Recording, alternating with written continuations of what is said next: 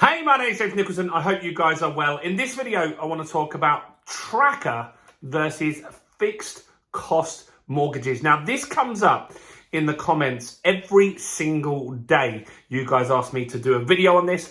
And I think it's because a lot of people feel that interest rates have potentially peaked now. So what happens if we went on a tracker predicting or taking the chance that potentially mortgage interest rates, or the base rate would need to, in this case, might drop a little bit. So let's have a look at NatWest here. I want to talk about the NatWest tracker. What are the pros? What are the cons? Should you do it? Should you not? I want to caveat that with as well, any financial advice you need to get from a mortgage broker. I'm not a qualified mortgage broker. I'm just going to share with you what the rates actually are and how they impact us. So before we jump into it, as always, smash that subscribe button and hit the bell notification. We've just hit 9,000 subscribers. Now we want to hit 10,000 subscribers. So if you can help us do that by smashing that subscribe and hitting the bell, and smash the like button, tickle the like button, do something over there with the like button right now. That really helps us as well with the YouTube algorithm. We hit 1 million views this month. We hit 200,000 views. That was 1 million views total for the channel. We hit 200,000 views just this month alone, which was insane. So let's look at the NatWest figures that I've got here right now. So NatWest, I'm going to work this out on 100 grand, so it's easier. And I put down that you put a £15,000 deposit in just to make it easy. So NatWest, if you go onto their tracker, the rate is actually pretty high. So the tracker rate sits at 6.18%.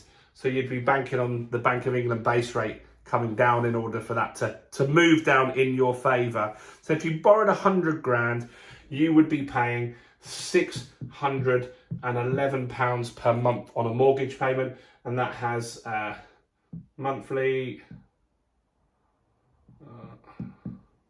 and the fees on that are £995, which is interesting. So the fees not too bad there. So that's the tracker. What about the fixed rate deal? This is what most people do. So is this any better? Well, the fixed deal, the interest rate is a lot lower. Well, not massively lower. It's 5.83%. If you borrowed 100 grand, you would be paying £588 monthly. And your fees are quite a bit higher on this one, £1,495.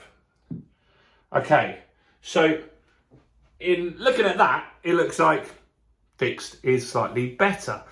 But I know some people are waiting for interest rates to drop. They're just really confident that rates are going to drop in the next year or so.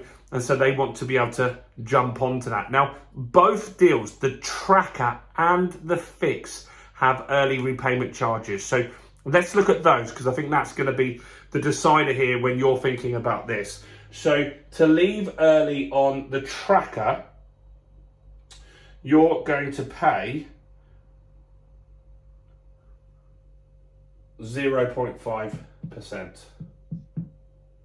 So it's early repayment.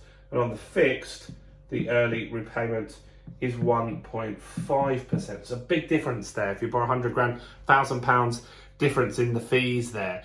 So what are the pros and cons of both? Well, I think the tracker gives you that little bit more flexibility. While you still do pay an early redemption charge, that's normal because there's a lot of admin and getting you set up and stuff like that in a mortgage deal, and also when you leave. And so they want to get something. They don't want you to just clear off and not pay them any interest. So 0.5% on the tracker just gives you that little bit of flexibility. If you're really confident that rates are going to drop, and look, I don't think anyone can predict that either way in this market. It's quite uncertain, particularly with inflation sitting where it is. It's just stubborn, isn't it? It's not going anywhere. But there is a lot of talk that the Bank of England base rate has probably peaked, even with the inflation sticking as it is. There just is that belief that is stuck. So you could be fairly confident that the price you're paying right now is going to stay the same and not go up, at least. So you are paying a higher monthly payment, but you'd only really go for that tracker if you were really confident that rates were going to go down. I think you'd need them to go down at least 1% to make this deal work and make it worthwhile. And then you could swap onto a better rate. Now, what else might impact this? Well, it's not all about the Bank of England base rate. You see, the tracker, your payment is related to the Bank of England base rate, but there's a price war with mortgage lenders at the moment. So they're doing creative deals. We did a video yesterday on Skipton, who have a rate of 3.35%. That's got big fees, but have a look at the breakdown of that one. But there are lenders that are getting more creative and doing better deals now. They're struggling to get new business themselves. The market's really quiet. And so rates are going down, even though the base rate is sticking. So you could go on a tracker for a few months, and then if someone gets a 4.5% rate, swap onto that. That's the option. So who should pick what? Well, if you're someone that needs certainty, which that's a lot of people, lots of my mates need certainty, then I would go for the fixed rate myself. I think it's just good to have that certainty. I think the market is unpredictable still. I don't know where it's going to end up in 6 months. You don't know where it's going to end up in 6 months. You can have a guess, but if you've got kids and you need that predictable payment, then go for the fixed. If you're a bit of a chancer and you like to take a risk and you really are confident that the rates are going to come down, inflation's going to come down, and everything's going to be really good by early next year, then this tracker rate could be good for you. Because imagine if interest rates do drop, the base rate, and the banks are still fighting over business, you might get deals early fours like 4.25%. Which could be a massive difference to your monthly payment, and then go fixed at that point. You wouldn't get the tracker that low, but you would be able to get better fixed rate deals.